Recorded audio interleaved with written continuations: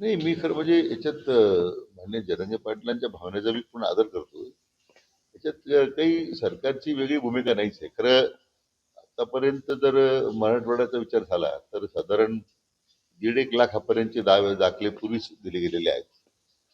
आता हैदराबाद गॅजेट लागू झाल्यानंतर जी त्यात वंचित राहिलेली लोक आहेत, त्याच्यामध्ये वेळोवेळी त्या संबंधित विभागीय आयुक्त जे संभाजीनगर आहेत त्यांना खरं सूचना केलेल्या आहेत.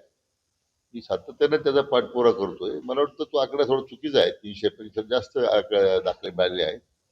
परंतु त्याला निश्चितच गती देण्याची गरज आहे.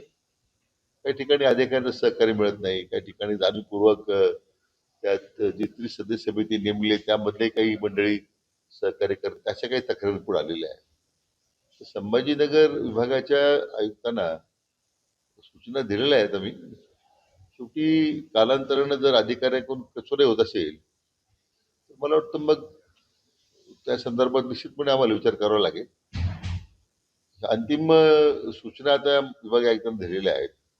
मग ते असतील, जिल्हाधिकारी असतील, खालची यंत्रणा असेल, त्याच्यामध्ये मात्र मग आम्हाला कठोर पावलं उचलावं लागतील.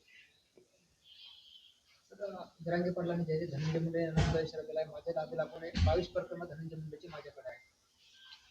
तर तो तसा मान्य जरंगे पाटील साहेबांकडे धनंजय मुंडेंच्या संदर्भात काय प्रकरण आहेत काय नाही त्या व्यक्तिगत वादामध्ये मला जायची इच्छा नाही आहे. तो त्यांच्या स्तरावर त्यांनी त्या संदर्भात काय करायचं, काय आरोप करायचे, त्याच्यावर काय खुलासे करायचे, तो त्यांचा प्रश्न आहे.